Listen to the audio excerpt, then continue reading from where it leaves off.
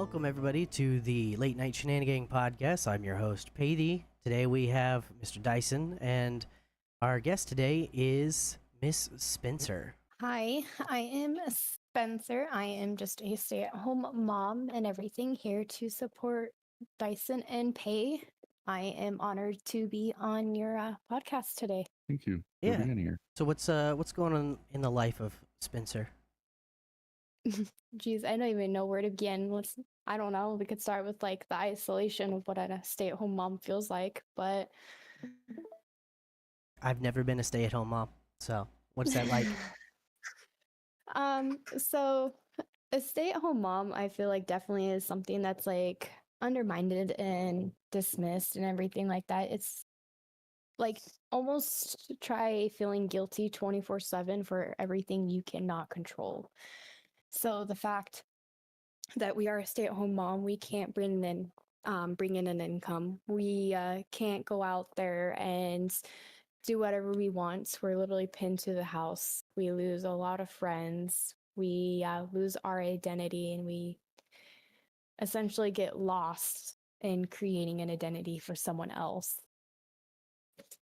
And so everything you do, especially when your child goes to sleep and you just look at your child being so peaceful and stuff like that, that guilt that you know you could have done better hits hard. So it's basically just feeling guilty and shitty every day, with its bright moments, obviously, when your child is smiling, laughing, and enjoying themselves and stuff like that.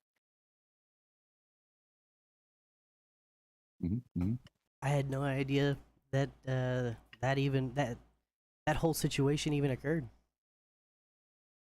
Yeah, so like when you become a mom, you'll have like a lot of people tell you that they'll be your friend, they'll work through everything. But what a lot of people don't understand is if you used to be like 15 minutes late, there's no such thing as being on time anymore unless you get ready like 3 hours in advance to any time frame you want to leave the house. And then half the time that doesn't even happen because mothers have that mentality and that mindset that, oh, we have to think about how many diapers we have to bring. We have to think about juices. We have to possibly think about refill. If you're tight on budget and you don't have a lot of money to spend, you need to think about how much you need to bring without like filling your car so yourself or your car doesn't look dirty. So we have to try to keep a clean environment for our kids while packing the necessities for our kids, while making sure they have extra clothes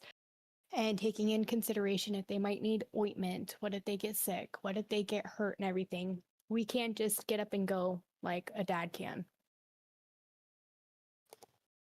Wow. It should make it difficult living with somebody too, besides your significant other. It's definitely hit or miss. Our roommate was great when we first moved in. Obviously now we have like complications. That's why we desperately want to move. But he's like barely home. So like I think the only complications we really have is the fact that kids will be kids.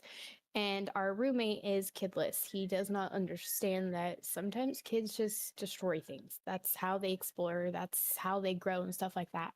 Well, a lot of the stuff in the house is not ours. So it's basically like telling your child no 24/7 because they can't explore in the space that they're growing up in because they don't understand.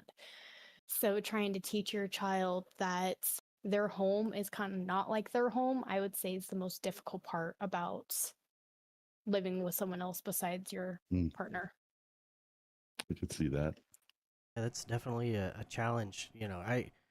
Growing up, I had a stepdad that it wasn't the whole house, but there was the front room because it had a big picture window, and he was a very vain person.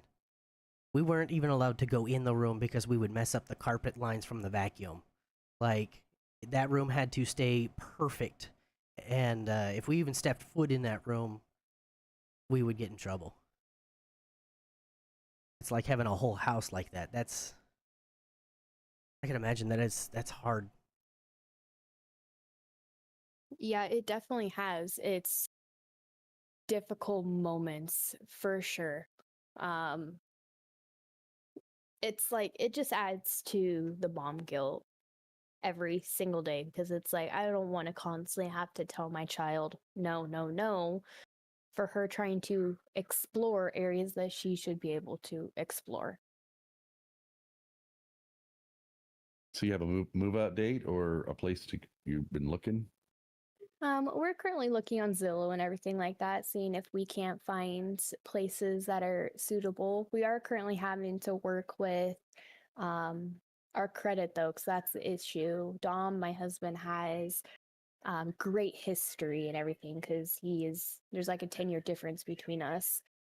But he has a lot of stuff in collections that we're trying to deal with, but then my credit's good, but then I'm obviously so young that I don't have a long enough history. So it only allows me and myself to qualify for a certain loan amount, which that loan amount will barely get us anything. I can see how that would be a hindrance. So do you I completely lost my my question there. To change topics.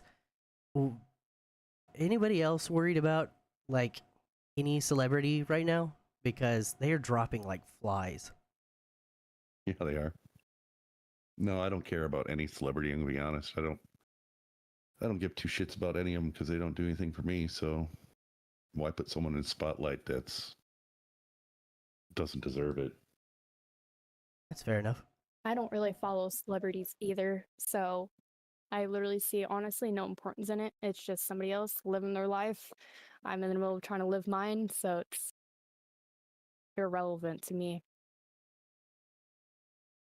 Fair enough. I mean, I have the general same sentiment. You know, my mom will get she'll, rush to the house. This person just died. Okay, who is that person? They were in this movie. I didn't see that movie. So I'm like You didn't let me watch that movie. right? I wasn't allowed. The Beetlejuice, that was an adult movie. I wasn't allowed to watch that one. You didn't like that one growing up, so I don't know. Yeah, there's a bunch of them going down. That's for sure. Yeah. Last few days here, it's been pretty bad. Were you in the military, Spencer? Didn't you tell me you Yes, were in I the military? currently still am. How does that work? How did that go? Tell us a little bit about that. So are you talking about what it's like being in the What drove military you? as a mom, or What drove you into the military? What made you go, and how was your experiences in there? Anything stand out in your career in there? And those kind of things. so what originally made me drove me to join the military was at the time I've been raised by my grandmother that adopted me, so she's legally my mom. We don't get along like 100%. It's constantly like fighting tooth and nail. You put us underneath the same roof and it's like cat fights nonstop. And so I was like, I'm going to do everything in my power to get emancipated. Like, I'm done. I'm tired of this. Like, I'm 17, but I want to go. I want to be on my own. I'm ready to be on my own. And so, like, I did research and research and research. And I found, like, that if you join the military, technically that's a form of an emancipation. And I had brought it up to my mother, and she told me that I couldn't do it, that people go to war and people die and everything like that. And then I had so many of my other family telling me that I would not be able to do that, wouldn't work, I'm not strong enough. And so I said, well, fuck it, I'm going to prove you wrong. So I joined the military and I passed with flying colors. I became a mechanic. And then I think like 3 years down my career, I actually became a recovery asset as well. So I have two MLSs underneath my belt. Recovery is basically the same thing as like a tow truck on the civilian side. So I will recover everything that literally has wheels in the Army. Everything that has track is a different MOS. So I basically am in charge of like the crane operations and stuff like that and towing anything back. That's cool. Yeah. How long were you in? I am actively, so I signed an 8-year contract total, which is 6 active, and then the last 2 are reserves. Those are kind of called like standby years. They're there in case anything happens and they need to bring people back in. But right now I'm at like the 5.5-year mark and everything, the prime time to re-enlist, which I do plan on re-enlisting. I hopefully plan on maybe going for my full 20 years, especially if I do full 20 years, I can get a nice retirement paycheck. And on top of that, I have like 99% of my benefits get passed to my children. So my children can probably get covered for college and stuff like that. And then they get insurance and stuff like that basically for the rest of their life and everything. So I'm kind of staying in now at this point to create a better life and future for my kids. Oh yeah, especially with how bad you have baby fever, it's probably a good idea to have the government's, the GI Bill to help you pay for all that college. Well, it's also nice too because since Dom has prior service, so he's like 10, 11 years because he was a prior Marine. That does count too. So he's closer to reaching his 20 years as well. And any kids he has also gets benefits as well. So it's kind of like a double whammy type thing.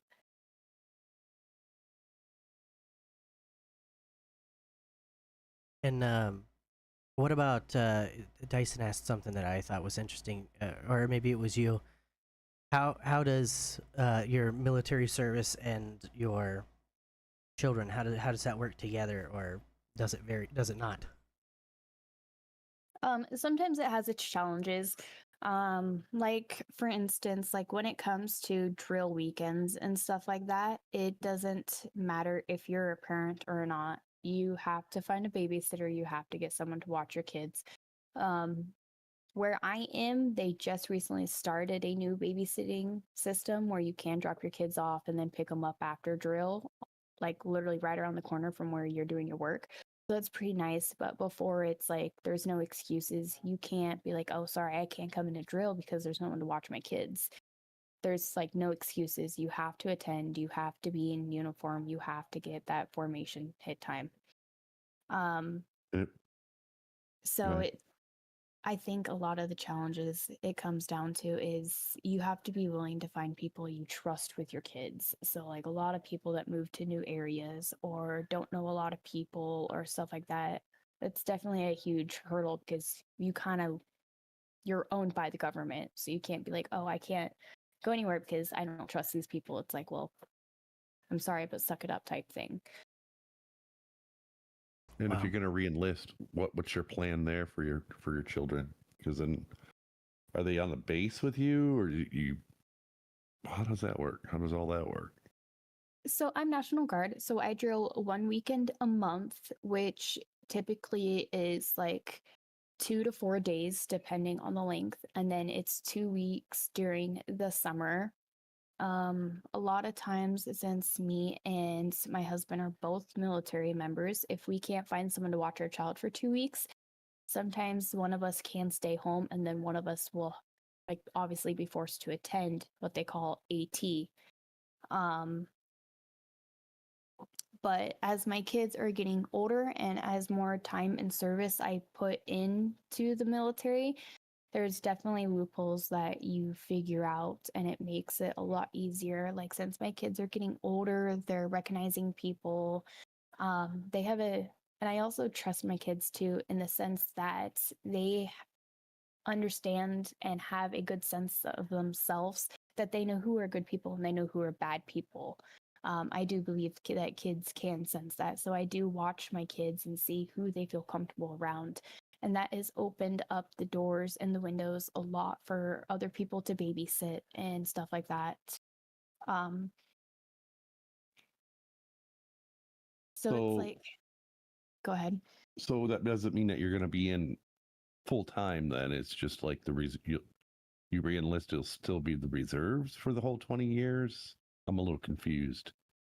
Yes. So if I re-enlist, I will stay National Guard for the rest of the 20 years. I won't go Oh, active duty because active duty, typically you have to move to an installation. It is like active is like a full-time job. So it's literally like an 8 to a right. 4 or 9 to 5, stuff like that.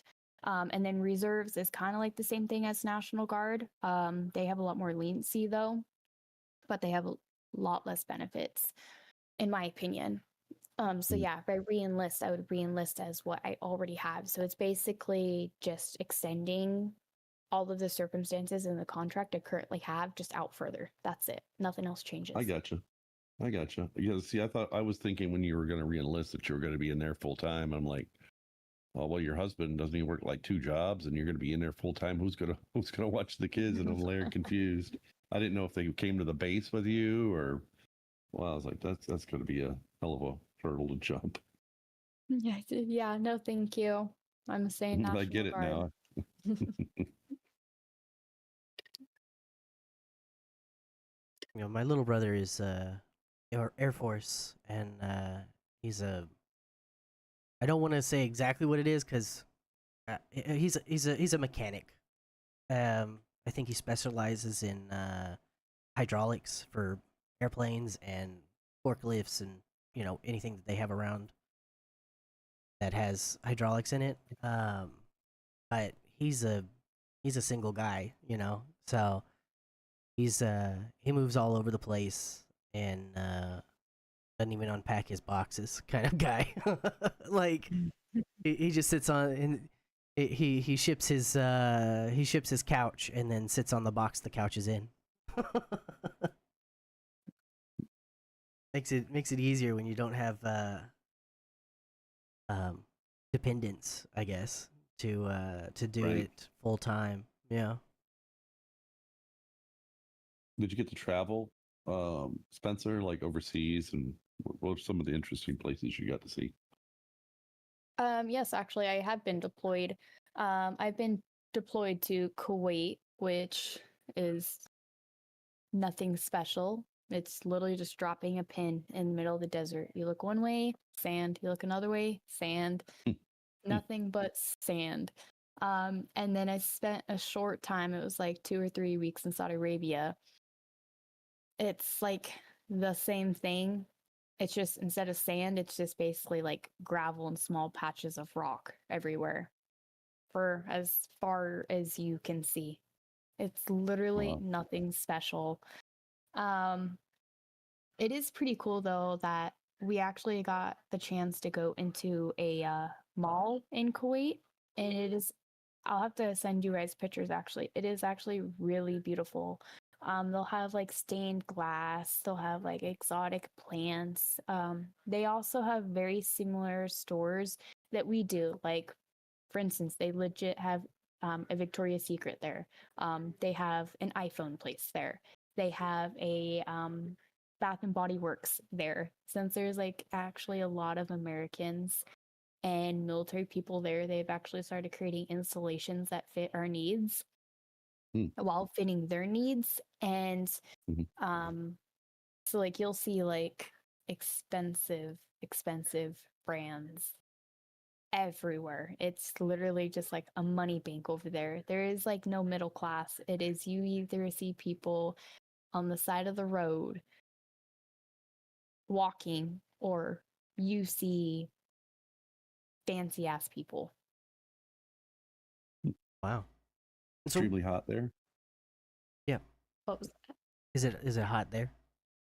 Was the question? very, very. I think on average it ran about 112, 116.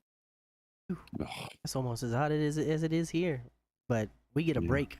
Through the I'm gonna use air quotes winter. We have a single snowstorm that wipes out the state every year, but that's it. I was there in the middle of summer and we had to be in full uniform all the time. Oof. Yuck. And so, Yuck. well, coming back to the States, I think I came back to the States when it was in like the 90s or like high 80s, and it felt cool here. I imagine That Oh, so. yeah. was, that was definitely a huge shock. So What are some what's of the things that help keep you cool? yeah? They have little tactics and stuff to help with that. So the only cool place that we had was our tents where we slept, and that's if the AC didn't go out. The ACs went out frequently, but and bet. the ACs over there, since it's so hot, brought like the room to like like a room temperature, so it wasn't necessarily cool all the time. Mm-hmm. But like out in the shop and stuff like that, the only coolness that we had really was the shade. And with it being that hot, the shade was actually pretty cool. 'Cause it's a dry heat, so as long as you don't have the direct sun on you, you're Yeah. evaporating properly. Yep. I had a question about the difference between a National Guard deployment versus an active duty deployment. How long are So you out, and what are the differences? so for me, I can obviously explain what I know. I am only 5.5 years in, so I'm still basically wet behind the ears, as you could call it. Um, I know for a fact that active duty typically will be deployed longer, and they will do more of like the tedious work and everything that no one else wants to do. And then all of the United States is on a rotation. So it will go state by state through the active duty units. And then once all of the active duty units are done, then it will go to the National Guard. And then it will go state by state through the National Guard units. Typically, a deployment is about a year long. So we Hmm. were gone for about 12 months. Um, and then after we're all done, the reserves will go. And it has to go like that because once you come back out of theater, so they call it deployment, a theater, you have to be in the States to get your required amount of like rest, you could say, for a certain period of time before you are deemed deployable again. Gotcha. And then it just keeps rotating like that. So have y'all So had did you to? travel Go ahead. any other places as well, like besides Kuwait, So the only other Germany, time that France, anything? we sadly no, I sadly the only time that National Guard really gets to travel is if we are going for like schooling, which half the time it is you stay in the United States. Um, but really the only times that National Guard itself leaves the states is if it is a deployment or some type of mission. So everything outside the United States, yeah, I've only been to Kuwait and Saudi Arabia. Um, Besides that, I have been all over the US a lot for training, traveling, driving through, you name it. What Yeah. have you had the have you had either one of you been deployed while you had the children? And how does that work? No. So I actually got pregnant with my daughter in theater, which is a huge no-no. It is actually against the law to be pregnant in theater. So I had to come back from our deployments like 3 months before everybody else did. But typically, when both parents are in the service and it comes to a deployable mission, one parent will stay home. You can't deploy Right. both parents because finding someone that will watch your kids for a year is close to impossible. Right? Is it So doesn't typically, isn't there always also like a not not all of the children from one family can to be deployed at the same time as well? It's kind of a safeguard from wiping out a whole family. Basically, yeah. Yeah. That's interesting. Yeah, I was wondering because I was like, if a weekend is hard to, I mean, I don't have children, but I can imagine that finding someone to do a weekend or a 4 day weekend is hard, but finding someone for, hey, will you take care of my children for a year? I imagine is nigh impossible. Very Oh stressful on yeah. that person too. Extremely. Well, like if you think about it, if you deploy both parents for a year, you give them no choice. They have to deploy for a year. The whole concept for the military, we also have a creed and everything. And like one of the main things in that creed is always place the mission first. How do you expect someone, a whole family, when they are away from their kids for a year long, both of you, to place the mission first when you can't even watch your kids grow up?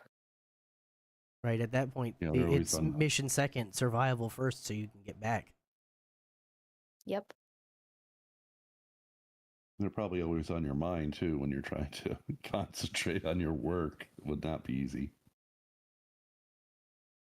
Oh yes. Dom was actually deployed during the life of his firstborn with his ex-wife, and the time difference and everything like that was extremely hard to keep in contact with him.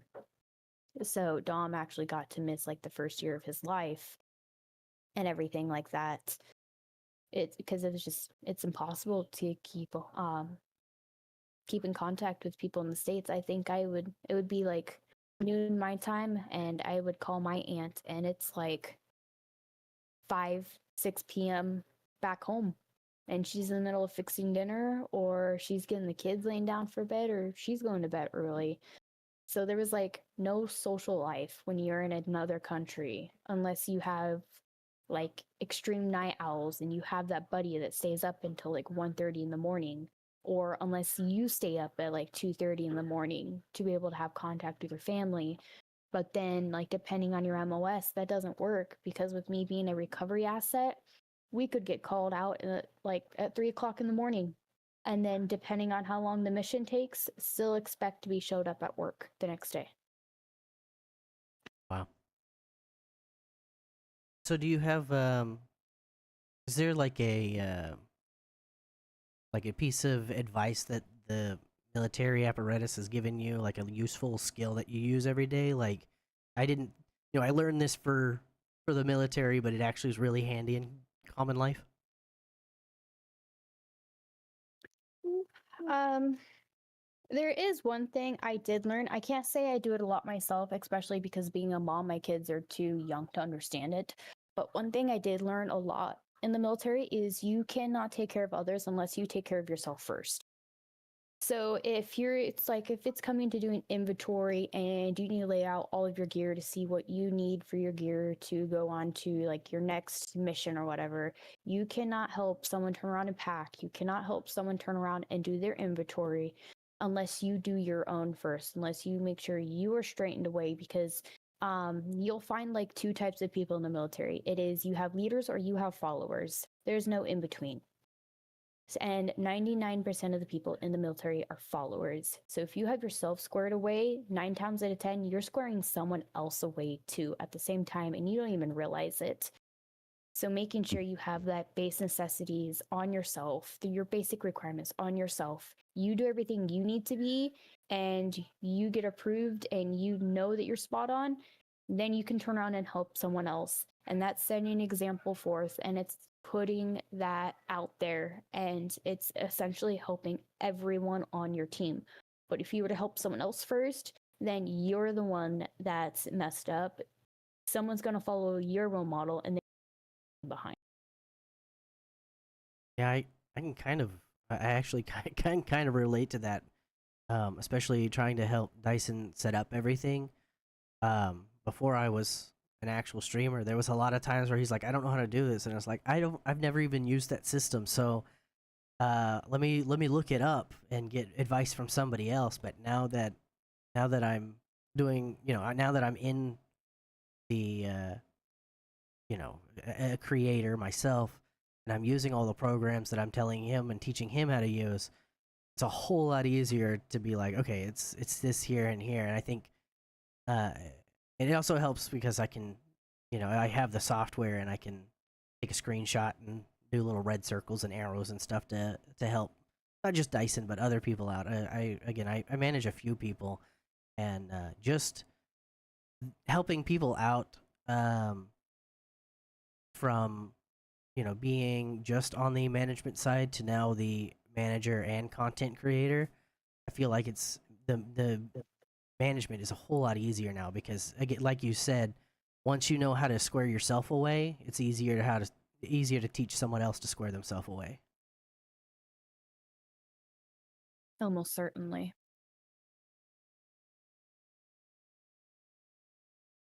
I think another big thing I learned too was you can't take everything to heart in the military, depending on what's going on and what's happening. There is a lot of people under stress 24/7. There is not enough communication in the military. That is a huge downside about the military. Like, if you're planning on enlisting and going in, you have to literally count on yourself to make sure you have the information. Sometimes, I shouldn't say sometimes, like 99% of the time, information is not relayed properly. So being able to actually work on your communication and go into the military right away is going to give you a huge foot in the door. But like that one person that you typically will talk to every day and they're ongoing, their vibe is hitting the spot, they're doing amazing. The next day, they might tell you to go F yourself because they're that stressed. So you kind of have to like learn to take everything lightheartedly and just read the situation really well. So it's not just the communication, it's the comprehension of everything that's being told to you. Yes, the military can have its easy times. Yes, it can have its bad times. But if you don't comprehend anything, then you're out of luck. There's no point of even being in the military at that point, which I don't think a lot of people understand. And you had mentioned earlier with the kids and packing the car. Has your military experience help you in the what are essentials and what to leave behind? Did it tell pack light versus pack right kind of things? Oh, yeah, most definitely. I had good sense before I went into the military, but after being in the military and basically like, oh, it's hot outside. This is the area we're going to be in. It says pack this, but I don't need this. Not going to happen. And it's been pretty spot on. I think there's only been like maybe one instance where I'm like, oh, damn, I wish I had this, but do I need it? No. So yeah, it definitely helps you pack. Especially with moving a lot of gear in the military, you already have to travel with so much you don't need. Everything a lot of the times that you travel with is just requirements from a higher up in case of any like something bad happens, really. Like you really don't need it. It's just a higher up saying, hey, we just need to look efficient, so we're going to make you bring this. So everything that you get to bring, typically, I try keeping to a small backpack. That lightens my load dramatically. It allows me to move more efficiently and more quicker. It allows me to get comfortable and unpack easier. And if the military ever wants to play those hopscotch games, I like to call them, where you set up and then it's like 2 days later, nope, sorry, we're tearing down, we're moving.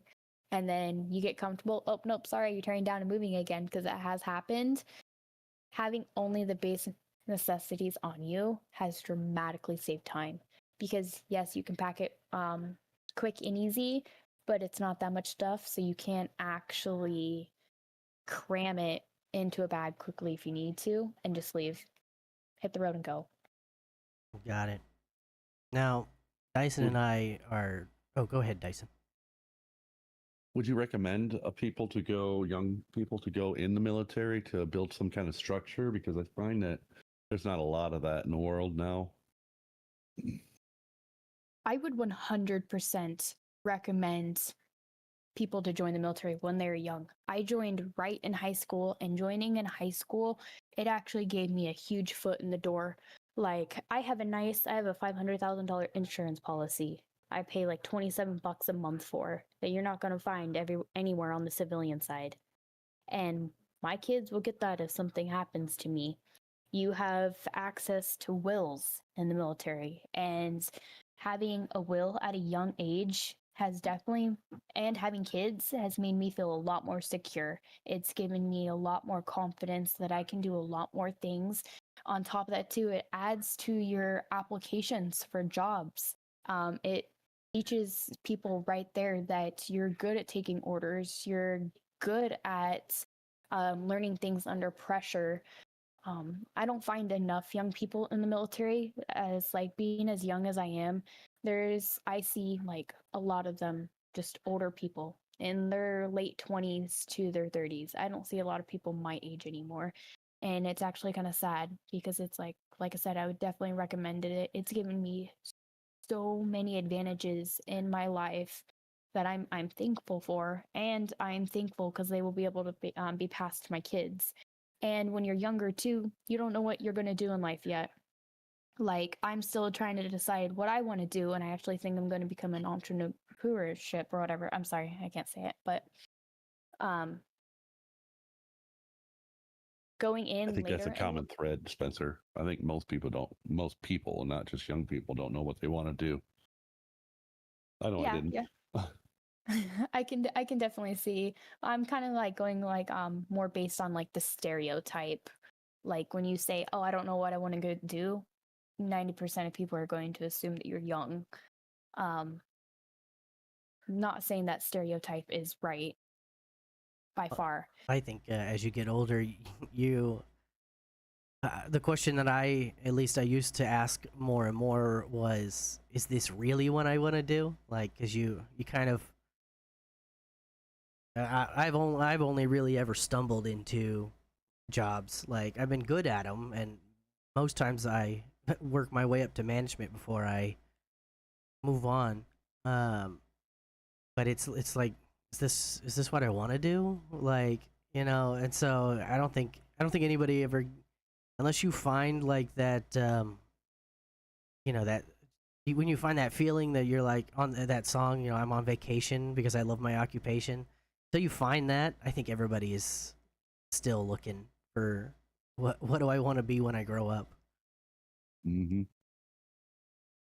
Definitely understandable. I just honestly think when you're younger, you're more flexible and you have more time to change what you want to do. So joining the military when you're so young fits into that flexibility you already have. And then it sets up your life to meet other demands, which are requirements you're just going to have to meet later on in life. So it kind of gives you the stepping stones to mold your life into what you actually want it to be. And it's really nice. Plus, you have the when you're young, you have the physicality to keep up with demands, and then I would assume, as you grow in the military, you understand your limits, and so you learn how to keep yourself in that condition. Even whereas, if I were to go in the military right now, I'd probably just I'd flatline right on the field. I don't think so at all. I definitely feel like people underestimate their abilities. But yeah, being in the military when you're young, you do have that physical need, that physical demand that you can meet anytime. And as you get older, still being in the military, your body naturally adjusts to that. So like I've found times where I'm like, oh damn, I can't work out at all this month, but then I'll go to drill and I'll be able to still do the same thing I did last drill. Not better, just literally just the same. So muscle memory and endurance is naturally built up, and it is so nice. It definitely helps you on the civilian side for sure. um, so something that my little brother has taught me is that military people make better cooks, and Dyson and I know that you cook a lot because you spam us with your dinner every night. Not that we're complaining, but um, he says that you know because of limited options and sometimes you're in a place you don't recognize, you have to get creative. Is that why you're such a good cook?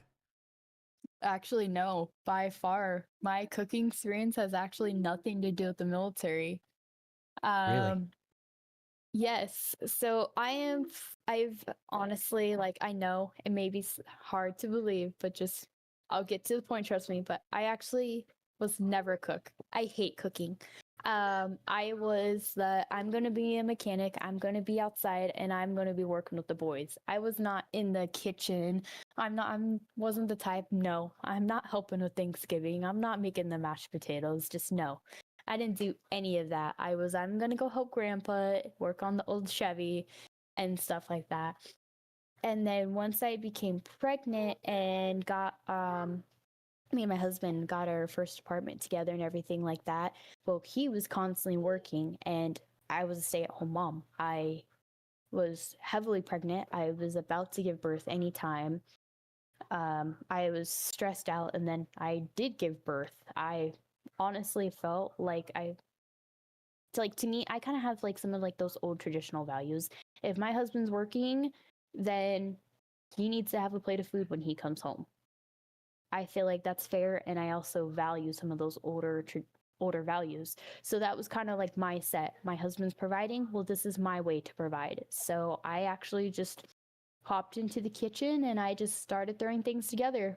And then ever since, I am still doing the same thing. And no matter what I cook is just good because I've like learned to figure out which seasonings go best together and what seasonings go good with meat and stuff like that. And what seasonings I can add to recipes to actually enhance it. And then so every day I'm just growing, and it has nothing to do with the military actually. Feel like you have a try everything once mentality, and you found some hidden gems, like ranch and ice cream or other stuff that you've told us. I swear, every time you tell me, like, oh, this sounds really good, I'm like, she's pregnant again. She has to be. And she's like, no, if I'm eating normal, that means I'm pregnant. So I guess you just like throw everything at the wall, see what sticks, and if it's not good, you finish it and try something new next time. Yeah, that's basically what I do. I mean, I think of it as you can only grow if you try 1,000 ways to grow. If you just stick to one original way, you're not going to get any learn anything new. You're not going to be creative. You're not going to step outside your comfort zone. And so, like, I'm thankful for my husband too, because I mean, he comes home and no matter what it is, he eats it. And it definitely, like, it almost kind of honestly makes me want to cry because, like, cooking has never been a strong suit. And him coming home and even just trying a bite of everything I make, it's such a huge encouragement and a relief that I'm actually doing something and I'm actually bringing something to the table. And that is one more thing that I can take off my plate and that I feel guilty of because I feel like I am bringing something to the table, like literally physically. And it's not just him and he's not having to do everything for our family, that I'm actually being able to hold up some of my weight as well. I actually, I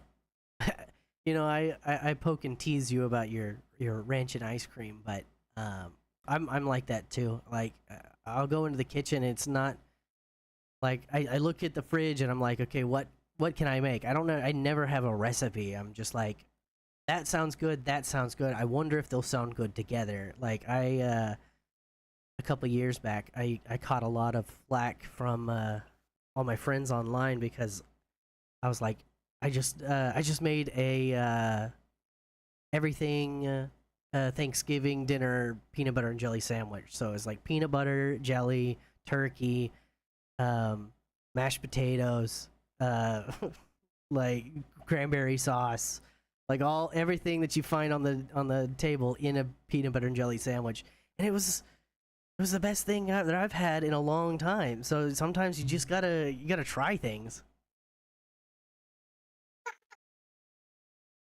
Oh yeah, for sure. If it makes you feel any better, my cousin, he's like 4. No, he turns 5 in September. He actually likes peanut butter and mayo sandwiches. I don't know how it started, but yeah, peanut butter and mayo apparently is really good. Feel like you're making I feel like that was I'm making a peanut butter and jelly sandwich. No, I'll have a ham sandwich. Well, I already put peanut butter on this, so there we go. Yeah. I don't know, but I mean, if it floats your boat, I guess it floats your boat, right? Mm-hmm. How about you, Dyson? Is there anything weird that you eat? No, I hate cooking. I never learned how to cook. I eat pre-made stuff basically, and my daughter cooks for me. Like every so often, she'll make a great dinner, invite me over, and it's like a treat. Honestly, it's a Yeah. horrible way to eat. I don't recommend anybody to live that way, but it is what it is. Didn't you make a gumbo or something, or was that a pre-made gumbo that you were just warming up? Oh no, it was. I made it. It was goulash. Goulash, Yeah. sorry. I know how to cook some things. I'm pretty good at chili. I make that because I like to make it a big pot, and then I can eat it all week. That's kind of how I am. Oh yeah, I'm If I do cook something. I love leftovers because that means that's another that's a task for tomorrow I don't have. Well, it's Uh, time constricting when you stream at a certain time, which is basically dinner till midnight, and you're not hungry at the time, so it makes it real easy to have something you just heat up real quick and then eat that while you're streaming. Honestly, why don't you look into doing like crockpot meals? I didn't hear you what you said. Crockpot Why? meals. Meals Don't know that what that is. slow cook. You throw all the ingredients into a crock pot. Crock pot. Yeah. Oh. Yeah, I don't own a crock pot. I don't know. Well, I used to until I moved here. I just got rid of a bunch of stuff. I don't know. Get a real I don't have a fancy one for desire like to do it. $50. It'll Yeah, I don't have a desire to do it. That's the problem. And but I like to eat, but that's about it. Yeah. That's all I have to say on that topic. The end. I'm Um, not good at it. Yeah, I used to get in trouble because even as a kid I loved to experiment with food. In fact, well, I think it was due to when I was much younger.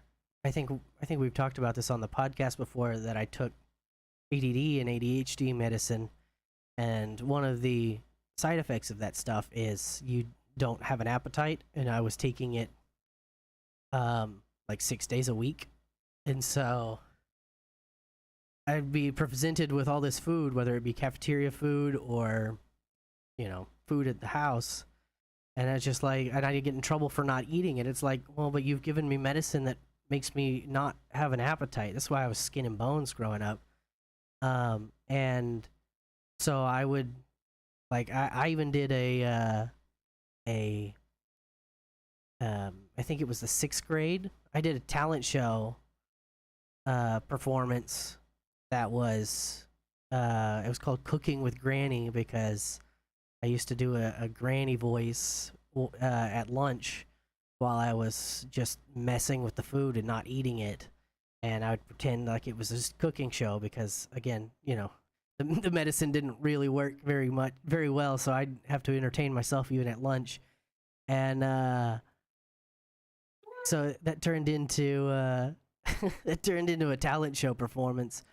But I remember I was banned from using. My mom had got one of those bullet blenders, and I would just throw random foods into it and blend it up, and then eat some, stick it in the fridge for later, and then someone else would find it and go, "What is this disgusting mess? What did you put in here?"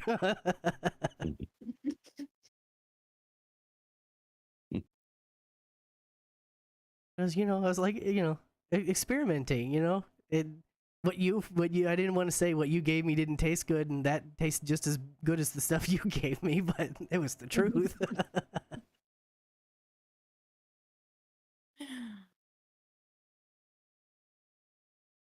Let's see.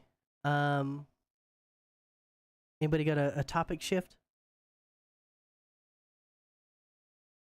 No.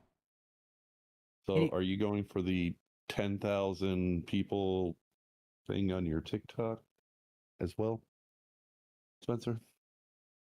I am. I am trying to get to that 10K. But it's definitely a lot more work than what people say it is. I feel like I am constantly living on social media at this point to get to that goal. I can Yeah. imagine, and I can imagine that starting out is a whole lot quicker, and it slows down as you get up to the top because everybody who's interested in following you is already following you, so it's hard to grab new people. Yes, I started hitting a plateau when I think I hit that 7,000 mark. And so, yeah, it's been just slowly going up since. Like, I'll go into rooms and do everything like that and put my name out there and get my name pinned and do stuff like that. But after a while, it's still easy, but the dedication is tiring. It's exhausting doing the same thing every day constantly. When it comes to that, it's like I'm tired of hearing this person talk at this point. I'm tired of typing the same thing 1,000 times to get my name heard. So the repetitiveness, it kind of just it gets draining. And that's definitely why a lot of everything slows down because your dedication starts slowing down. Yeah, I can see that. I got to Mm-hmm. just north of 1,000 and was like, I have so many other things to do. This can't be my identity, and so I've I've slowed down a lot. I mean, I'm still getting getting followers, but it's not at the rate that it was. Um, and I've been kind of leaning on Dyson because I know he's a social networking guru at this point, and I just been kind of like leaning on him and siphoning on. I don't know if siphoning is the right word, but getting the second hand the people who actually engage show up, and then build a rapport with them and stuff like that. Just growing the community. But he's out there with all of the the before you find the engaging people, he's finding the engaging people and then bringing them over, which I appreciate to no end. Yeah, Oh I think yeah, I'm up to 1,700 right now, and I'm not actively going out and looking anymore. It's whatever Pink has going on in her room, and then if they follow me, I follow them back. I'm not pushing for that, to be honest. Uh, it's a lot of work. It's a lot of work, and try to weed through the rotten apples, I guess, to find the good apples. It's draining, honestly. Yeah. Well, you've done a pretty good job. You've gathered quite a few quite a little following over there on TikTok. Mm-hmm. There's some good people. Most of them are all brown hair, blue eyes. So we're not going to talk about your type. I did Maybe. notice. Do you notice our guest today, Mr. Dyson, also has brown hair, blue eyes? No, I didn't know every single one, every single female that he's like, she should be on the podcast. Brown hair, blue eyes. Wait, what do you mean you didn't know I have brown hair, blue eyes? Wasn't looking at your face. No, I'm just kidding. No, because isn't your picture black and white on TikTok? I'm sure he just didn't that. It notice. is. Oh, yeah. I need to update that photo. That photo was actually taken, I think. Yeah, it was 3 months postpartum with my first child. Oh wow. Yeah, I got out of my comfort zone and I decided to go take some professional photos for my husband that still ended up on social media. I And so I mean, just cropped my face there. So if you look good, share it out, right? if the shoe fits, you might as well wear it, right? Right? Maybe if you can. Never mind. Well, in today's society, those shoes are too expensive, so you might as well use them for Right. every penny you put into If them. if you can get 12 cents back out of it, then that's another 12 cents, right? Hey, it's 12 cents more than what you had yesterday. Exactly. So I Oh, you recently started going live. How are those going for you? Anything you've learned since you started doing that? Um, I'm for sure definitely still nervous. Um, I've only gone live 2 times, so I'm still definitely trying to figure out when it's best to go live. I don't think there's a lot I can say that I have learned because I haven't had the chances and the opportunity to be able to explore to actually be able to learn something useful that will benefit me. So I think that's just definitely just something like time will tell type thing. Especially since I'm still trying to figure out what I want to do as a small creator. I've gotten plenty of suggestions that since like I am a good cook and everything like that, and I do like the natural and organic ways of life and stuff like that, that I could start making content about that. Like I make my own apple cider vinegar. Okay, I could make a video and post that, do stuff like that. But I think it's just at this point trying to grow my follower account while trying to guide my account in the direction I want, but I'm already horrible at posting, so I'm still in the middle of trying to find my happy medium. Mm-hmm. yeah, I'm trying with our content. I'm trying like every week I try out a new like editing style or um like I want to start getting into some more full length videos and stuff like that. Maybe we can find our niche there.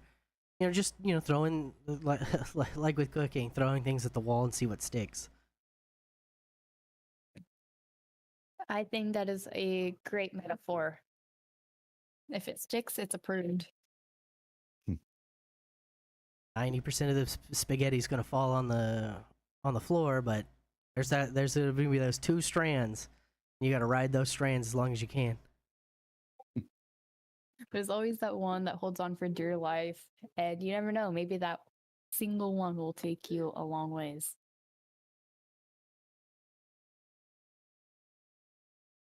But I also can't remember the last time I decided to throw spaghetti at the wall. Huh. Well, they say that when it sticks to the wall, that means it's done. But there's these things that they invented a few years back. They're called timers. You just set a timer. Pasta cooks in about the same amount of time.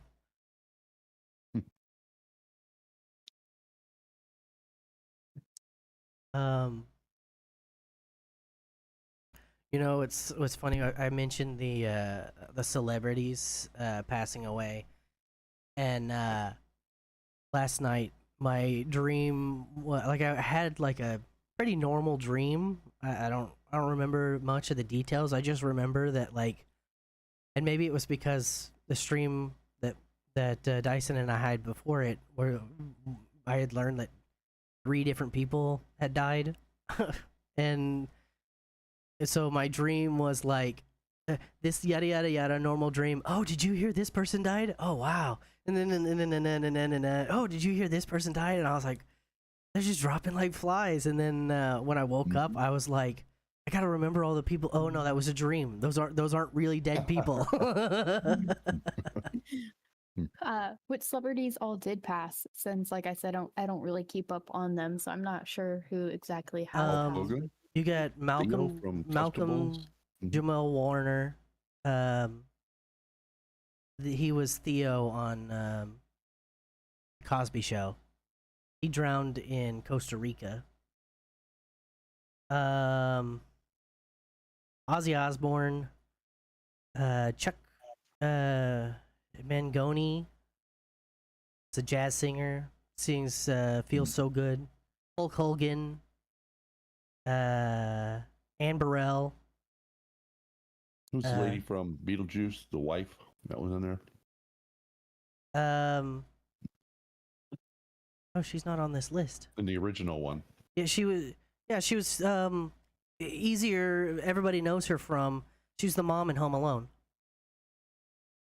Oh. Like, Okay. I don't know why GPT, when I asked it yesterday, didn't say the mom from Home Alone. It was like Beetlejuice. Well, which one from Beetlejuice? The lady. Well, there are many ladies in Beetlejuice.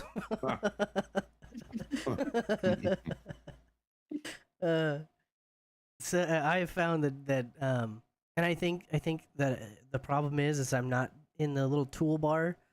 There's a button that's called deep research, and I feel like I just need to be clicking that more often because I feel like it just gives like surface level, 90,000 feet overview topics. Like it used to give, like you used to not have to prompt it to go in depth or to actually elaborate on a situation or something, and now I feel like I was asking about the there's a whole thing going on in the VTuber space where VShojo is essentially just shut down because one of the main talents, one of the founders announced that 500,000 of her charity money was just missing.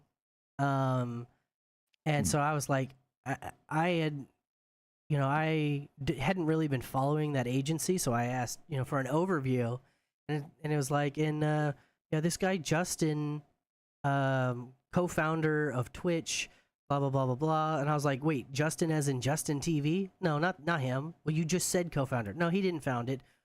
So you're just like, I feel like a lot of times you have to like keep an eye out on when he's answering things because sometimes it feels like he's just a very advanced auto net, on your phone when you're typing, and it's like this is the next word you're going to use, and this is the like predictive texting. I feel like he's just sometimes he's like just a auto predictive texting machine, and he doesn't even know where the end of his sentence is. So I've had to my trust in him without double checking and verifying has gone way down, and it didn't used to be that way. He used to be more spot on, but I think because to be correct means you have to double check your work, and double check your work means more computing power. I think they've hamstringed GPT to make him more cost effective at the risk of being just completely wrong.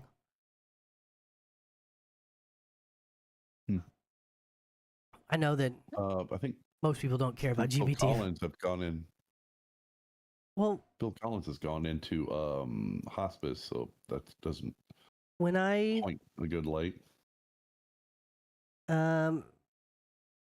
the actually that apparently is a unsubstantiated claim refuted by the Really? this article here dated this week says there's no indication that he's actually in hospice care according to the family. But he does have chronic mobility issues, hearing loss, foot drop, and other health conditions. So it's not it's one of those things that when you hear it you're like, oh yeah, probably, without needing verification, but I don't think that's actually verified yet. My mom, Gotcha. when I told my mom that, because you had told me that, and I said I heard that this happened. She goes, "Yeah, I saw him in the late '90s, and it looked like he was almost there then." So Yeah, he was looking rough back then. I saw him on a couple of YouTube videos, and some people were interviewing him.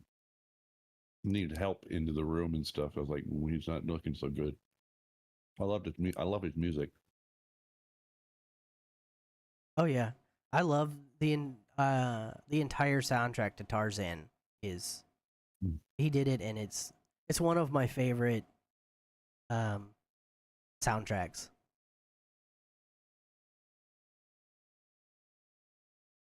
Well, circling back around to being a mother, do you got any videos that you're videos that you're hating because your kids watch it all the time, Spencer?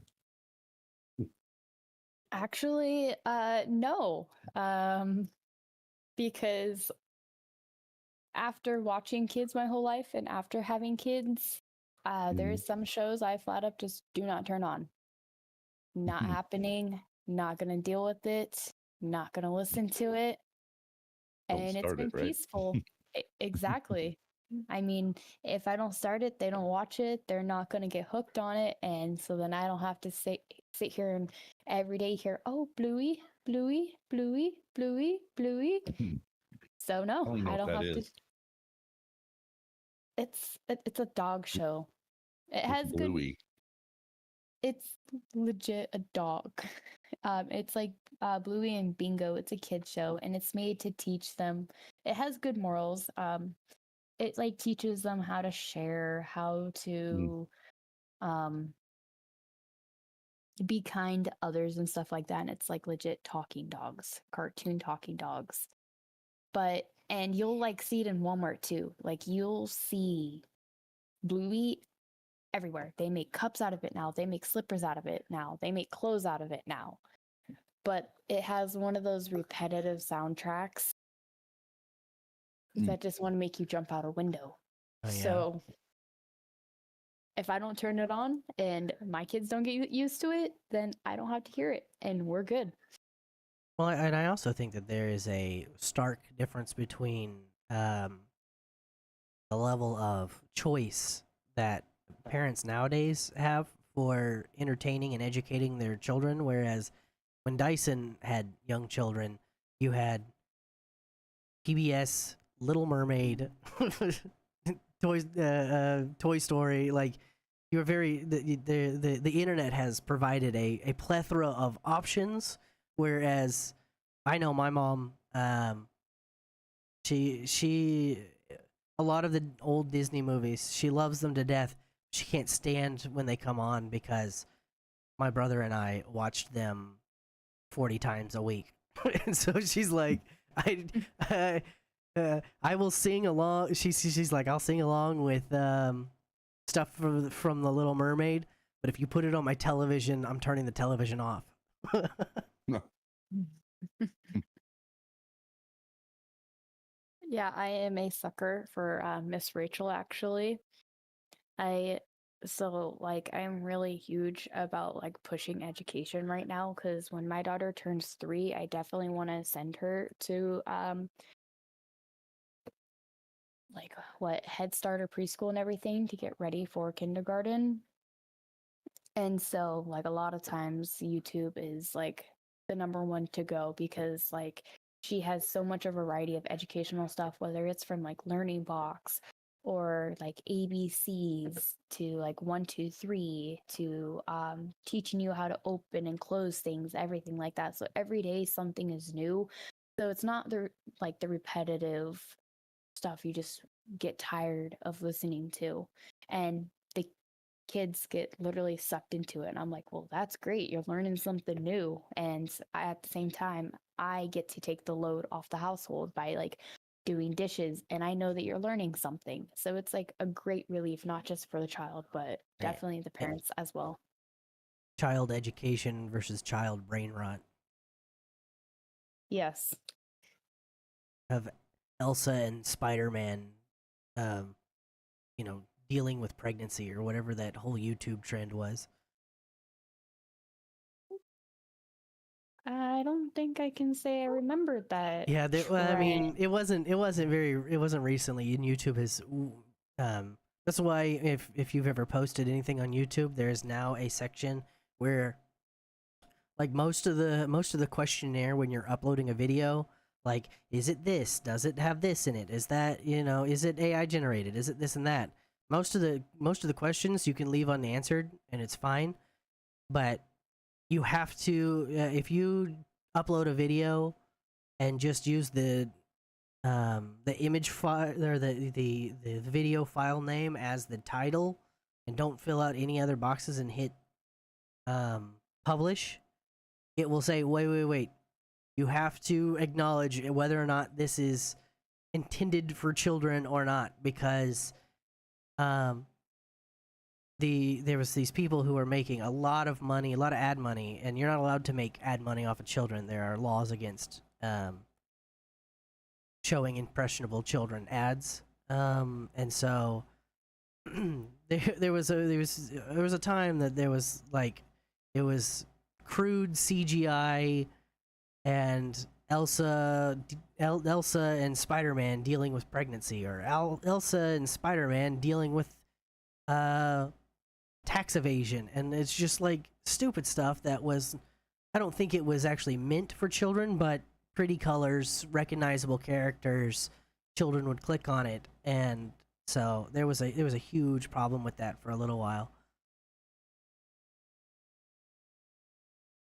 Have you noticed at the store, if you go to the snack aisle or the candy aisle, how you will actually see on the bottom shelves, you will see the things that have cartoon characters on them? Because like 90% of adults and parents and people like that cannot tell their child no. So if they grab it, they're like, okay, yeah, fine, whatever. And so they sell a lot more of their product. That's why you'll see like so much of that stuff advertised only on the bottom shelf. I see it Yeah. a lot at like Super One Foods and stuff like that. I wonder if the I'm not questioning anybody's parenting style, because I feel like, you know, a lot of that's a touchy subject for a lot of people, but I also think you know, just like my little brother was a super picky eater, so if having a cartoon dog on the box meant that he was going to eat that, and it was a guaranteed he's gonna eat it, then I think my mom would be like, yeah, sure, that one, because you picked it out. That means you have to eat it, all right? Oh yeah, no, that definitely seems like a valid reason and everything. I'm not saying there's bad parents. Oh no. There's Yeah, I'm definitely just I parents agree that with need you. It's improvement. shady, but it works, you know, kind of thing. Oh yeah, no, totally. If you have like a naturally picky eater like that, I mean, I would probably do the same thing. I kind of think of it as I'm feeding my child, he's eating something, he's getting something nutritious, like he's taking care of himself. I'm gonna buy it. Food I, is food, I especially if have you won't noticed eat that anything else. right. I have also noticed that um I actually have seen, I don't know that his name was Bluey, but I looked it up just a second ago, and I have seen that in the store. And it's not just on sugary products, it's on, you know, kids healthy snack foods. So I guess that is a positive leaning on it, I guess.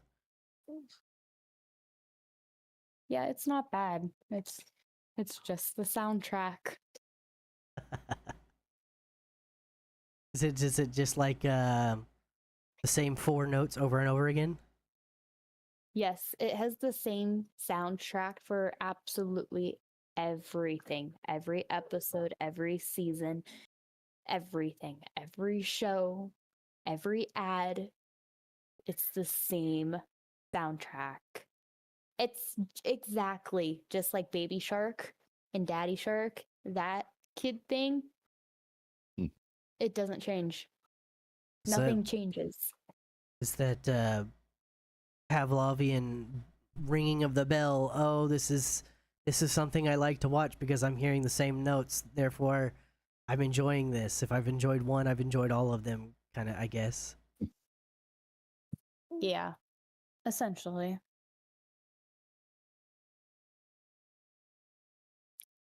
What's your guys' goal for your guys' podcast and your guys' streaming?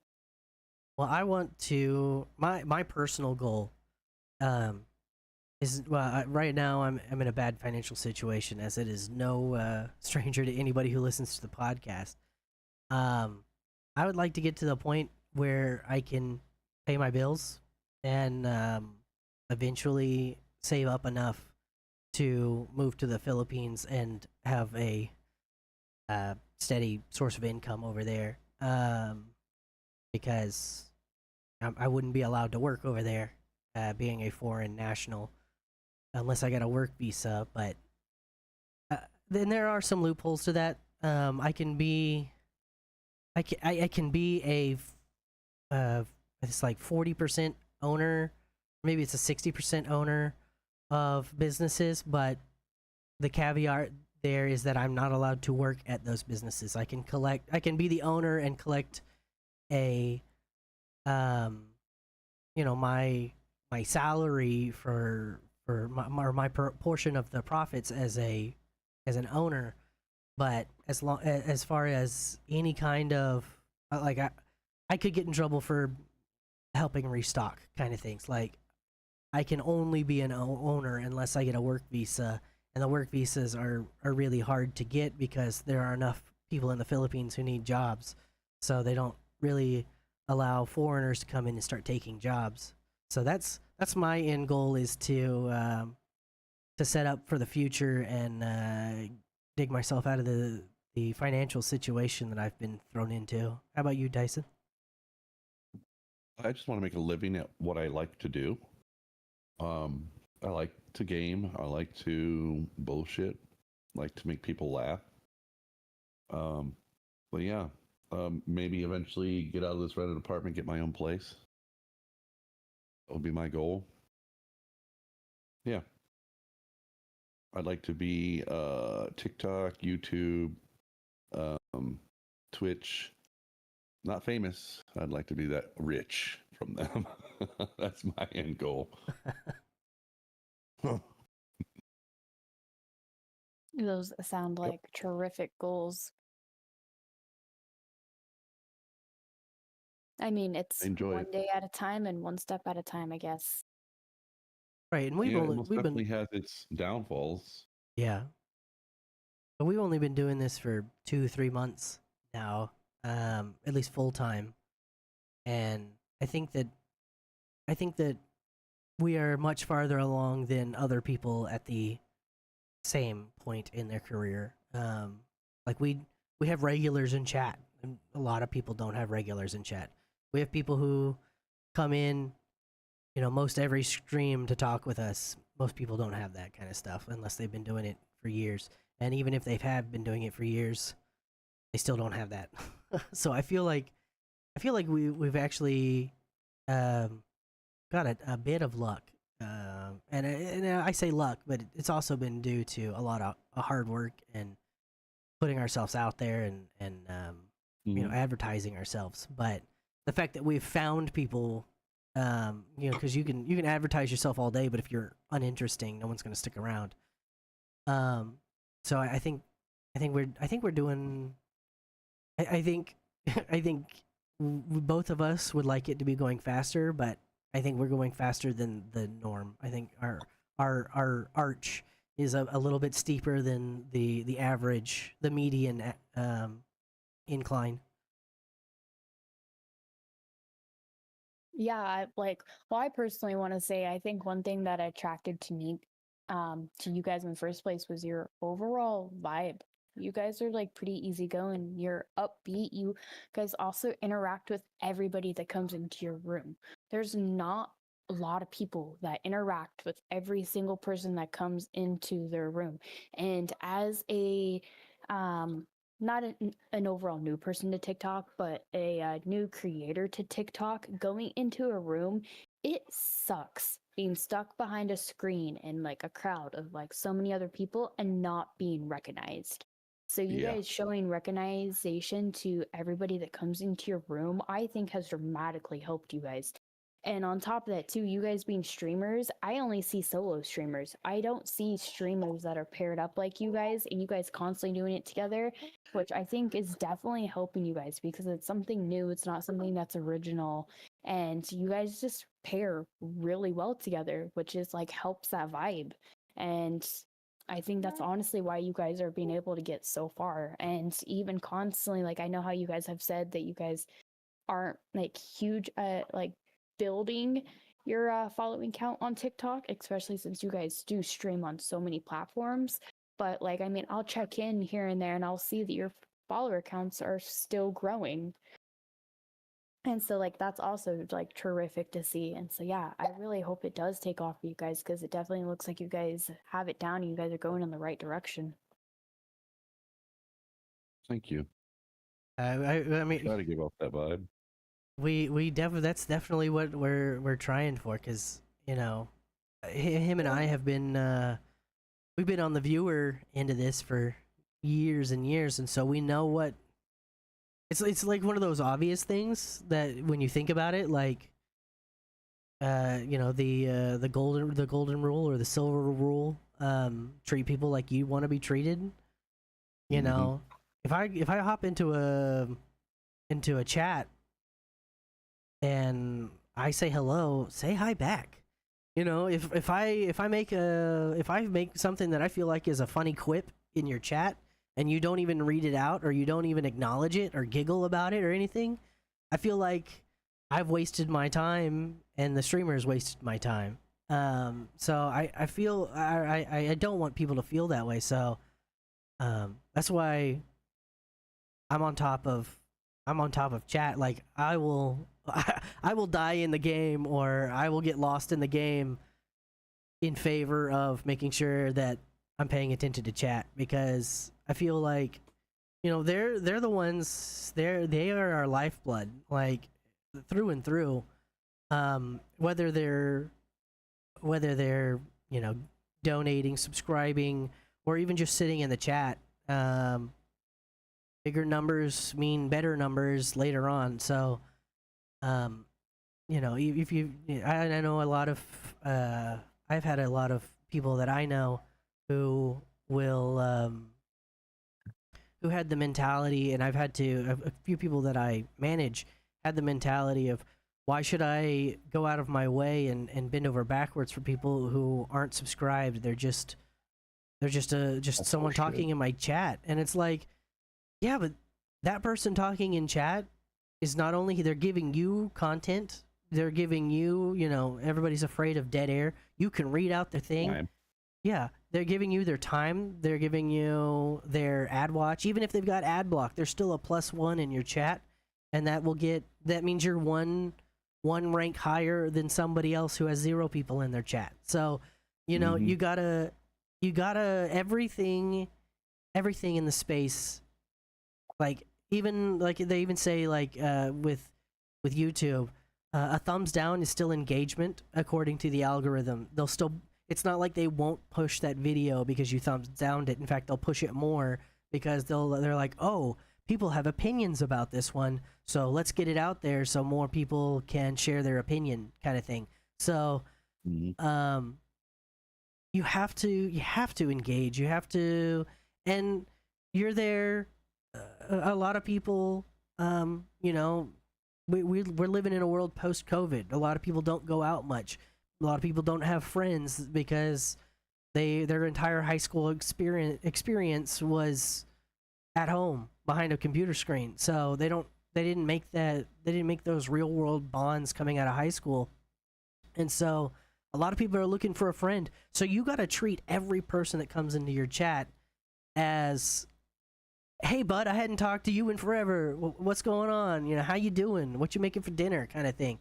You know, be interested, because people, I think that's what a lot of people are missing, is that everybody is so they're missing connection, and everybody's so focused on them. And I don't think that, and I think that's an advantage between or with Dyson and I, you know, buddy streaming, is that, you know, I watch his chat, he watches my chat, kind of thing.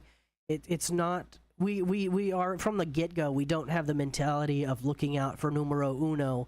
We're looking out for each other, we're looking out for the people in chat, you know, engaging and just caring. I think that's something that's missing in the space is, you have all I agree with these that. streamers, and they don't care about their audience. I care about every single person in my audience. I might get their name I have, wrong because I'm dyslexic, but I care about every single person that comes into my audience. I have two stories about that. One of them is I go to people's streams that I've been there for years, and I'll say hi, and I don't get a response back, and that agitates me very much. But another thing is, I ask questions and just to help with content, but do I need to know the answer? No, not really. It's just trying to give people something to talk about while they're on there. And it was a bigger streamer, and I was asking questions, and he kept jumping over my question, and it wasn't an out of place question. It was like, "Oh, how are you doing? Because you went to the hospital or something, or how's your family member, or something like that," showing concern. He kept jumping over it, and I finally asked him, I said, "How come you keep ignoring my question?" Because you're not a subscriber," was his answer. And I'm like, "Well, F you then. Bye." That's And I a left. sounds like a great way to never get a subscriber. Yeah, you're not pulling me closer to subscribe. That's for sure. Especially being a dickhead. Yeah, but that's what I had to say about that. But I try to interact with people and yeah, have fun with them, much as I can. No, it's definitely nice because you guys for sure promote quality over quantity, and it's just so nice. Like, not gonna lie, every time I come into your guys' like chat and I hear the "Hey girl, hey," it puts a smile on my face. Hey girl, Having that hey.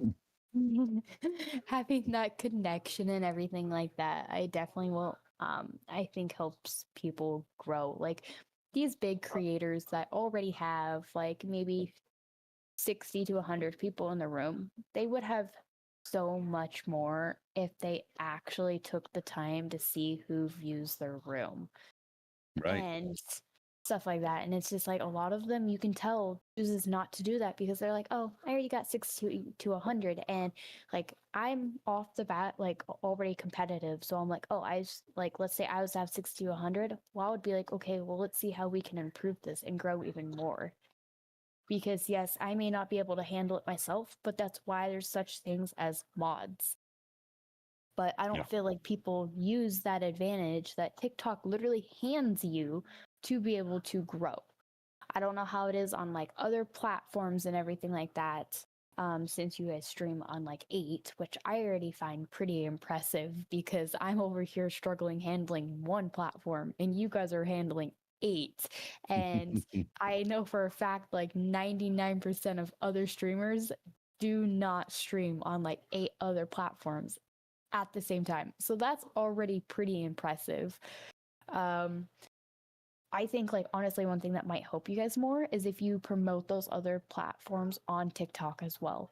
Like for instance, like my husband, he's YouTuber. He'll sit there and watch YouTube like no other. But Mhm. I don't know if it's just me personally, because I mean I do have a tendency of overlooking a lot of things. I don't see your guys's like anything in your guys's TikTok or your Discord where it says where you can go to your YouTube, like your YouTube links or your links to your other platforms and stuff like that. It might help help grow your audience because like some people, like I said, prefer like YouTube, like my husband, Mhm. or prefer something else. And it doesn't look like you guys are really promoting that opportunity. So you never know. It Well, may or may not help.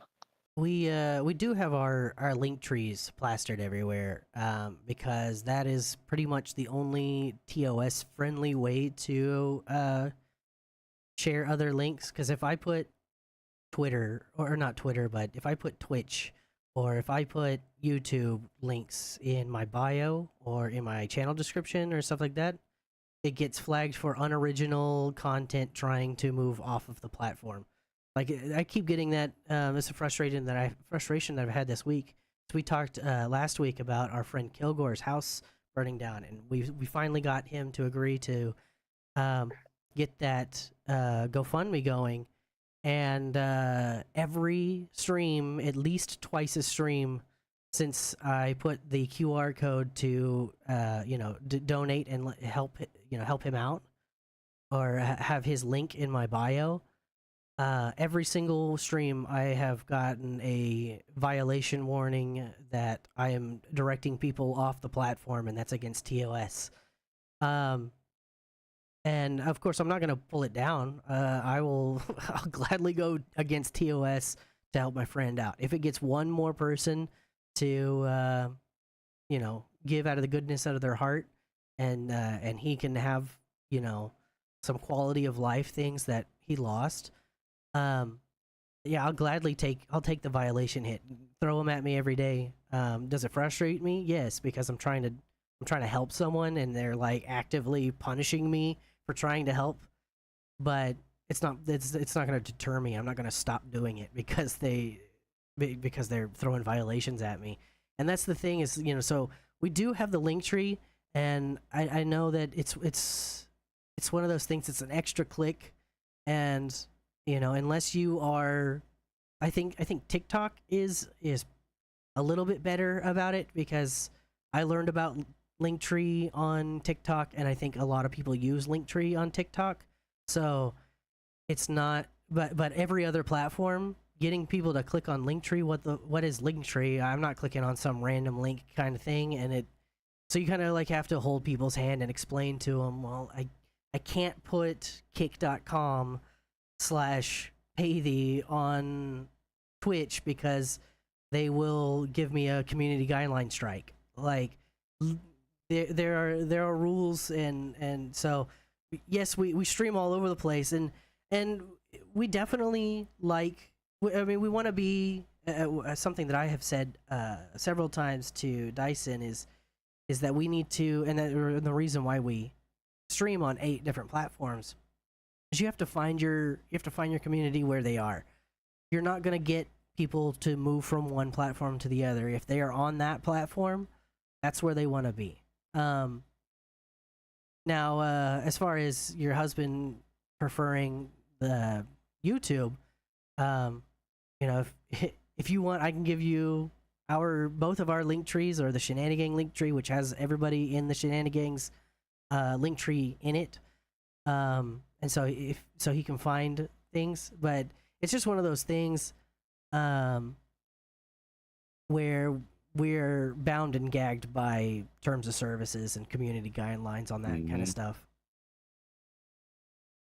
Reason why in the streams we don't say TikTok, we don't say YouTube, we call them by colors. They're purple, they're red, they're black, and they're green. So just kind of, I think it's stupid. I think, and I understand they want to make the ad content, they want to make the subscription money. They want to be able to tell their advertisers that they have, this many million concurrent users. I understand all that, but if I believe in the free market of ideas, and if, let's say, just for an instance, let's say that YouTube is better for audiences than TikTok is, then instead of TikTok saying, well, you can't tell people to go to YouTube because you're leaving our platform, how about you just take whatever YouTube is doing and do it on your platform? Take what's working and do that, instead of forcing everybody into the same pigeonhole that you think should be right. Yeah. I don't think they think like that, unfortunately. Yeah, I mean- I didn't think about it like that at all either, and explained like that. It's definitely a shock. It's kind of like mind blowing. Like, wow, a platform that actually encourages you to grow, but then has all of these hurdles, I definitely think is like in the dark and not well talked about or not enough talked about. Yeah, it kind of binds your hands, it almost feels like, with your creativity, where, you know, you have to work within their limits, and they're all different. They're all different. So you got to figure out how to remember and how to work in that limit, in that area, which is very restricting for sure. Well, yeah, and especially when you're streaming on all the different platforms at the same time, you have to find like you have to pare down and cut everything down to the where you're within all of the TOSs and all of the different rule sets at the same time, kind of thing. So it can get a little hairy to navigate, but I think we're doing a good job. For only a few months so far, I think you guys are doing a terrific job. Get our name out there more, I feel like, though. Get more views on what we're doing. In my personal opinion, it's hard to do it on all the different platforms. Like the green one, we're not hardly even engaging as much because our hands are really tied on there. I mean, we can't even freaking put a banner up without the site being screwed up, or we can't put it in there and, you know, dress it up the way we want. So we're not looking like such noobs, which is Kick. I said the green app, so.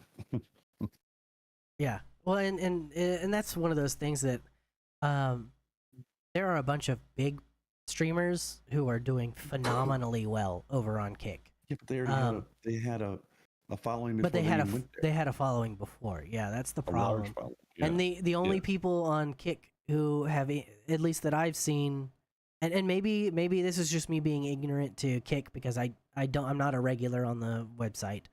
But from what I see, the only people who get popular, there are three categories of popular on Kick. Your gambling streams, because that's what Kick is it's an advertisement for stake gambling website. The whole website is just essentially a pseudo advertisement for their gambling website. You have your people who had an audience already coming over. They can get pretty big over there. And then you have your nuisance streamers who go around and do IRL and mess with people and prank with people and go to jail. I'm glad they're going to jail now. People are finally done with that kind of stuff. So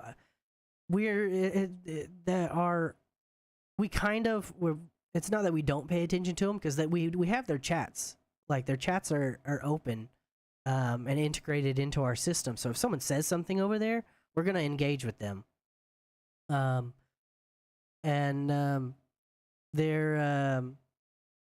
But as far as any kind of momentum on those on Kick or YouTube, we get a decent amount of view on our shorts. So it's not pointless over there, and it does create an archive of our streams for us. So our PCs don't have to be bogged down with archived streams, because Twitch only saves them for like 30 or 60 days, and TikTok only saves them for a certain amount of days. So if we want our stream to be properly archived, that's what YouTube is doing for us.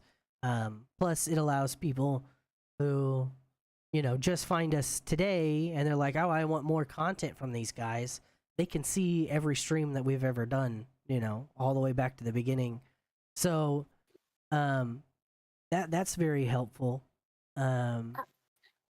But as far as the actual live stream, like during the live, we've got I think was it just Little Cat, and she's moved over to the Purple app because it's easier to communicate and stuff over on the Purple app. Or on Twitch, I can see. I've trained myself to not say any brand names. We've got one viewer that we got on YouTube and has since moved over to Twitch.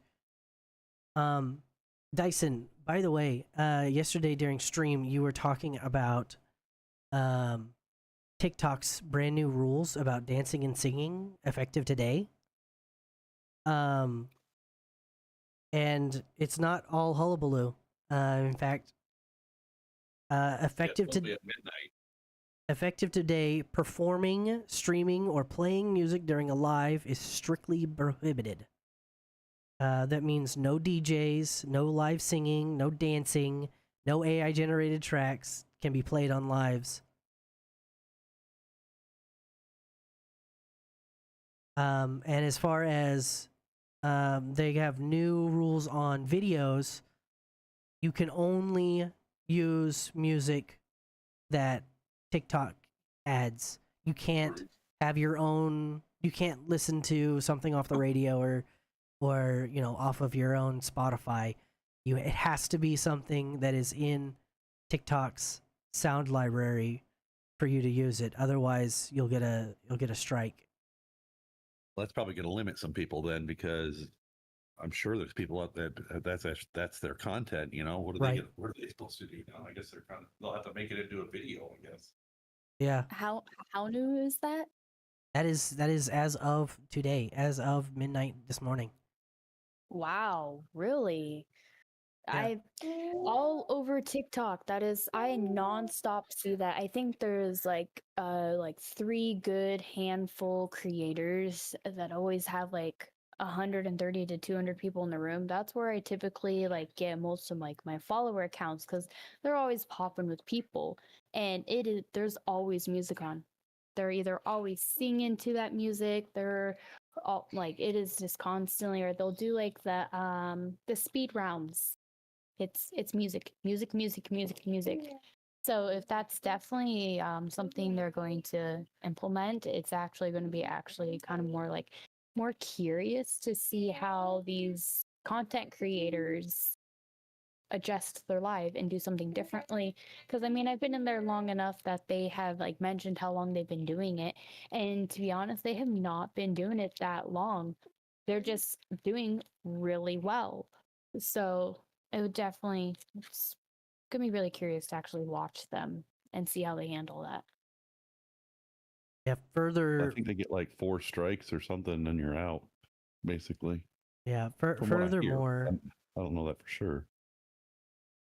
it says that in their extra rules or whatever, or addition to rules, they're going to crack down on any kind of suggestive dancing or provocative clothing, sexual gestures, moans, suggestive imagery, nudity, or even implied nudity fully clothed.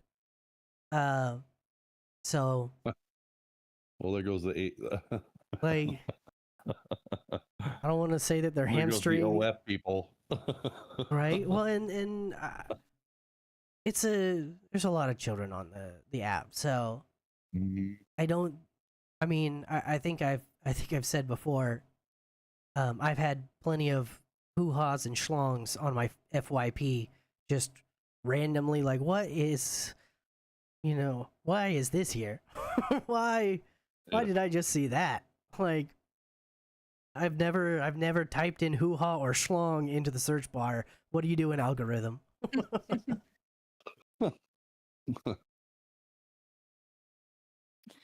Well, yeah, it'd be interesting to see what happens. How many are going to get the chopping block, honestly. Yeah, it's definitely going to be interesting because we all know TikTok takes the slightest thing harsh. Like, I can't remember, but I know one of you guys, I'm pretty sure it was one of you guys were like talking about like what, doing dishes in TikTok or something, got Yeah, flagged it for I like got flagged violence. for I got flagged for violence and gore on a cartoon game washing dishes. Yeah.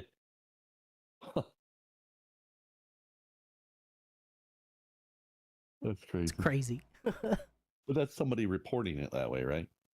That's the only thing that I can figure is that there's some, you always got antis, you always got haters. And so there's always going to be someone who's going to, TikTok doesn't have a dislike button. So let's mess with them by reporting them. That's the only thing I could figure. Yeah. I mean, You know what I get? go ahead. You know what I'm getting on my personal feed is these people making like their pictures come alive and it just loops. I don't know why, but I find that so annoying, and I not interested. Not everyone I hit now. I'm like, go away. I don't know why it bothers me. It's just annoying. I can't take it. Oh, just like the little gifts that we have here, but that's the full content. There is no extra content Yeah, behind that's it. Yeah, and they'll put some kind of letter, wording on there, some text, and they took their picture and made it come alive, basically. And I'm like, or a picture or a clip art or something, and I'm like, please stop. I don't know why it annoys me. I just don't want to see it. So I'm trying to block it. It's just like that old saying that your phones are listening. Your phone probably hears that, oh, he's tired of this. Let's give him some more. Oh, No, no. I'm totally convinced that our phones listen to us. I have many anecdotal, but the most recent one was our friend Kilgore was in our stream last night, and because he's on his phone, he doesn't have the privilege of his ad blockers that he normally has, and so the guy, he's already expressed that he's hungry, and of course his house just burned down, and the ads that it gave to him were um, rent an apartment, rent a hotel room, buy some pizza, and he burned his hand, and so it was like Amazon has this new pharmacy. It's like literally 100% tailor made to his exact situation right now.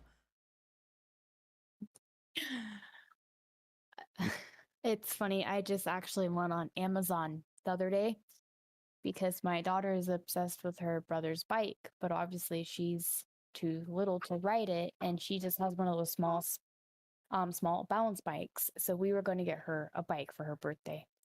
And I think within an hour of saying that, I went and I hopped on Amazon and I was going to go look for a bike.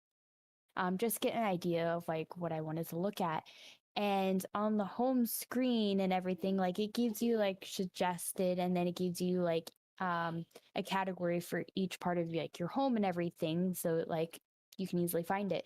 And in the suggested, it literally pops up, oh, look at these toddler bikes that are currently on clearance sale right now. Mm. And I'm like, how ironic.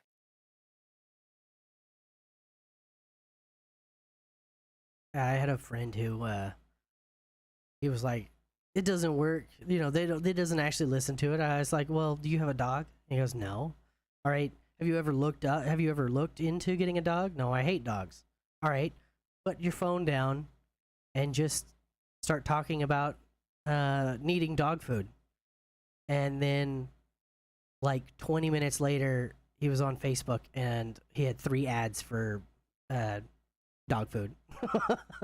It's like, I'm telling you, stuff is listening and they are selling your information. It's true. It's not in your head. It's not what a coincidence. It happens too often for it to be coincidental anymore. And it's funny, my husband actually brought it up, and he's the one that actually started talking about it in the first place. And I'm like, I don't believe you. This isn't true. And then he made sure to go out of his way. And every single time I talked about something and then he turned around and saw it on my phone, he made sure to point it out. He would be like, ha, see? Nope. See? Like, I swear he would be looking over my shoulder some days and he'd be like, I know you were talking about that the other day. And he's just nonstop done that ever since we have like gotten together, until I finally started believing him. I'm like, okay, I get it. I 100% get it. And he has finally actually started to back off. Finally, so I don't have to hear that I told you so 1,000 times a day anymore. I mean, Kilgore calls Alexa the anytime someone says that they have an Alexa, he goes, "Oh, you have a government wiretap? That's cool."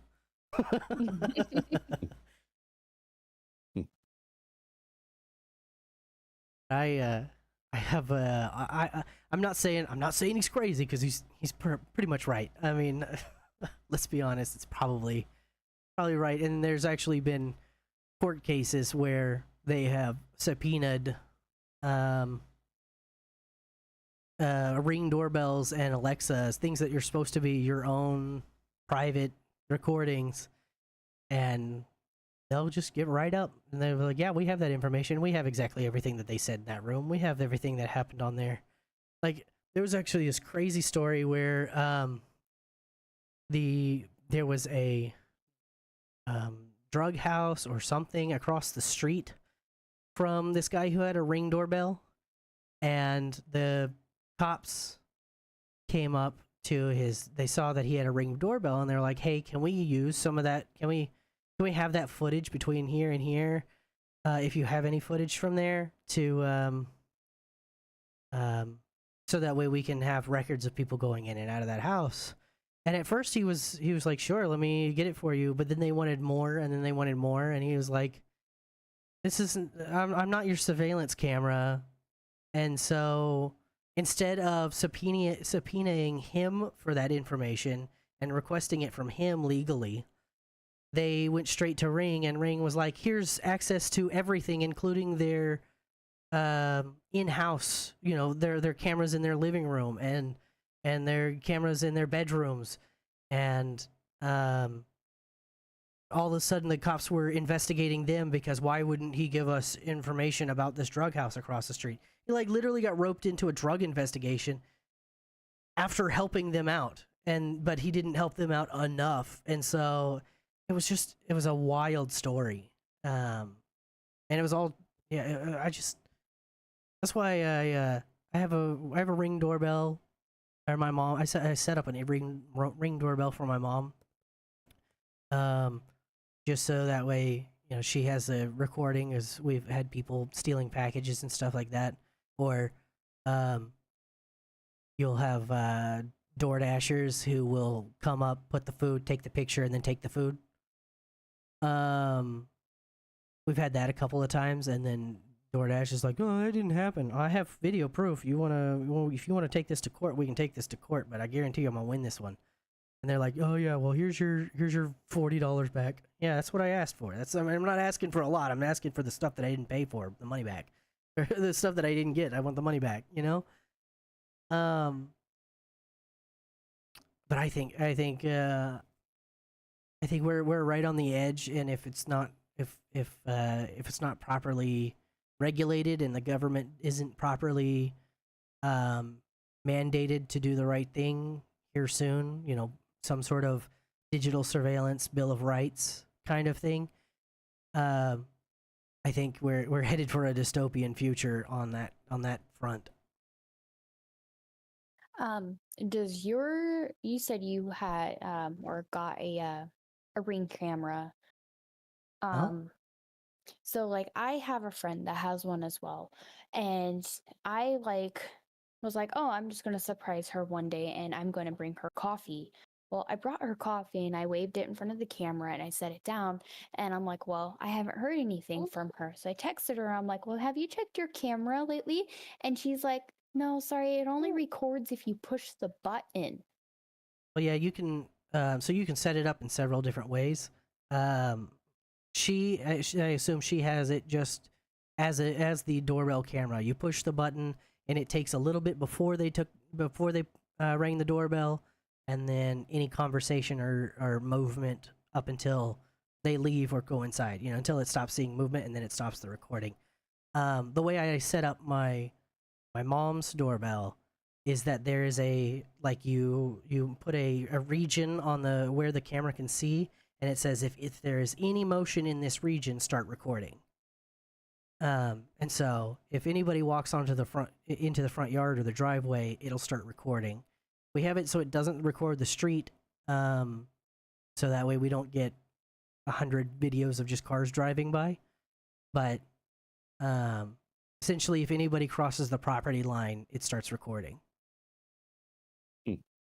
After you have it set up, are you able to change the way Oh yeah. it records? Mhm. Okay.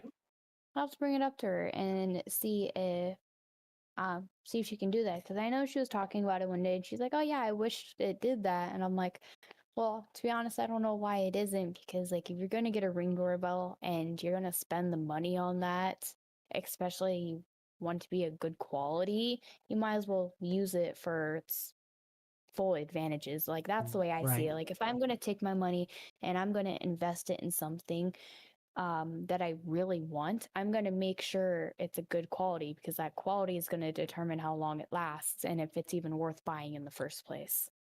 For sure. For sure. Yeah. It's just you just gotta drill down. You gotta select the camera and then drill down in its options and its settings and advanced settings and stuff like that. I'm one of those people. There's a reason why I'm the tech guy between the two of us, is because I drill down and click every option and see what it does, kind of person. So generally, I once I get a hold of something, I figure out exactly everything that it can do. It's just like yesterday, TikTok Studio Live had an update that said that it's automatically going to bleep any foul language that you say in your stream. And I was like, oh, okay. I wonder if that's an option that you can turn on and off, or if that is something that's being forced upon. We didn't get it to go off, even though sometimes we cuss like sailors. And so I don't know, and I couldn't find anywhere in the settings about it. So I'm not sure if that's a hey, this is on the horizon thing, because it was just a pop up. It wasn't actually part of, like, it was just a pop up after I updated, and so I don't know if they're rolling that out and they just haven't rolled it out to everyone yet or something. I'm not sure. I wouldn't be surprised if they're like watching every single live that people do. I know after you're done doing live, it shows you like clips of your live and everything. So you can either repost those and like remember them and stuff like that. But it doesn't show you the whole recording of your live, which I find Well, interesting. you So I can get the wonder, whole recording, and in those clips, I hate those clips because they're always the clips are people donated to you. Yeah, okay, so someone gave me a heart me. That doesn't mean that that's a clippable moment of my stream.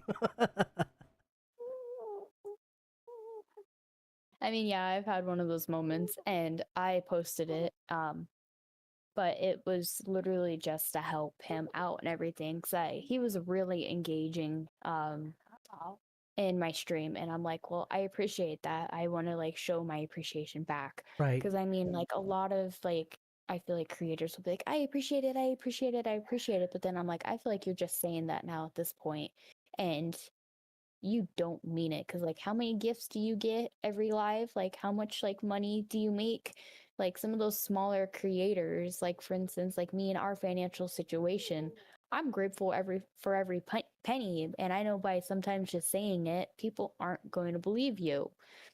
So I mean, like I'll do what I can to like help out, even with like my hands being tied. Support's free, engagement's free, and like a lot of people don't understand that, which is kind of frustrating.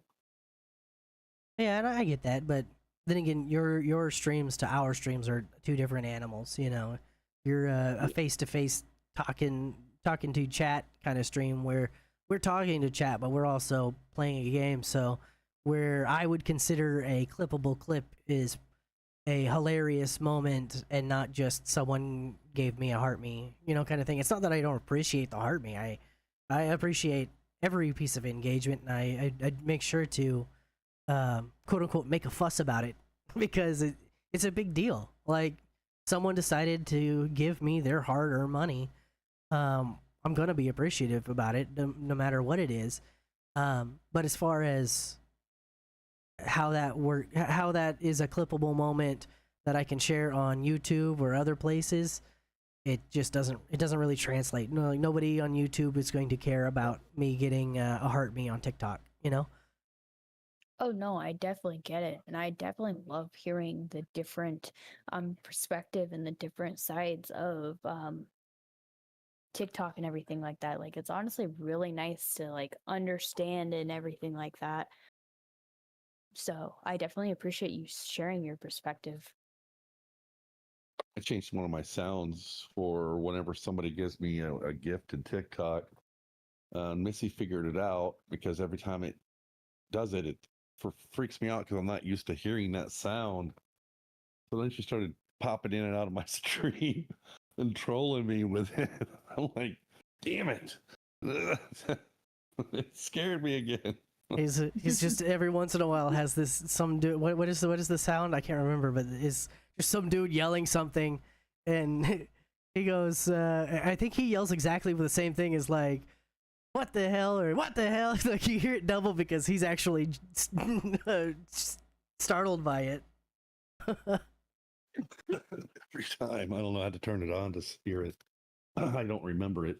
That's the bad part of getting older, guys. Oh yeah, You it's can't it's remember it's shit. the what the hell? Oh my god! and so it says what the hell, and he goes what the hell? That sounds like some emotional damage. And that one was in there too, but I didn't put it in there. Well, Oh man. that is going to end us for today's podcast. I want to thank you, Spencer, for joining us, and you as well, Mr. Dyson. Spencer, is there anything you would like to shout out, your channel or anything like that? No, I actually think I'm good right now. I was happy to come on here and support you guys and everything. I'm so appreciative for the support you guys give back and everything like that. I'm just happy I found you guys on TikTok. Same. Well, we appreciate you coming into our streams, and you're the lifeblood of my TikTok stream. So, Yeah. Yeah. Dyson, is there Just anything that don't you would get like to too say? annoyed.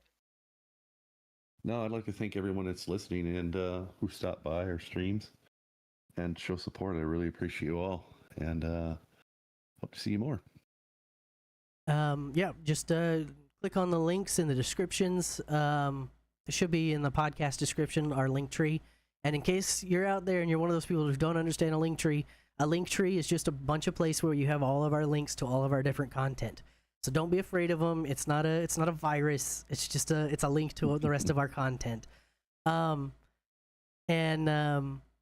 also in the description of the YouTube video will be a link to the GoFundMe to help out Kilgore. So if anybody has some disposable income, they want to do a good thing with it, that will be in the YouTube description. Just search for the Late Night Shenanigang, or you can find it in the link tree, the YouTube channel. But that's gonna be it. Thanks everybody for listening and watching. We will talk to you. See you next week.